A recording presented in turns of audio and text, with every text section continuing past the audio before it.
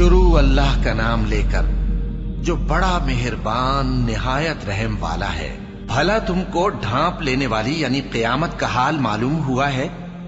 اس روز بہت سے چہرے یعنی لوگ ذلیل ہوں گے، سخت محنت کرنے والے تھکے ماندے دہکتی آگ میں داخل ہوں گے۔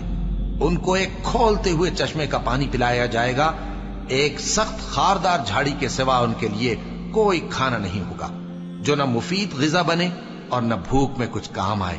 بہت سے چہرے یعنی لوگ اس روز شادماں بھی ہوں گے، اپنی محنت کے بدلے پر خوش، بہشت بری میں وہاں کسی طرح کی لغو بات نہیں سنیں گے، اس میں چشمے بہ رہے ہوں گے، وہاں تخت ہوں گے اونچے اونچے اور کٹورے قرینے سے رکھے ہوئے اور گاؤ تکیے قطار کی قطار لگے ہوئے اور نفیس مسندیں جگہ جگہ بچھی ہوئی۔ تو کیا یہ لوگ اونٹوں کی طرف نہیں دیکھتے کہ کیسے عجیب پیدا کیے گئے ہیں، اور آسمان کی طرف کہ کیسا بلند کیا گیا ہے، اور پہاڑوں کی طرف کہ کس طرح کھڑے کیے گئے ہیں، اور زمین کی طرف کہ کس طرح بچھائی گئی؟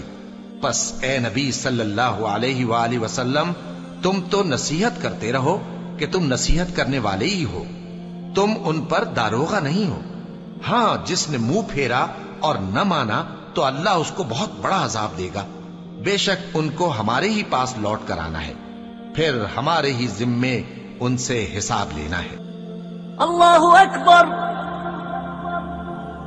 اللہ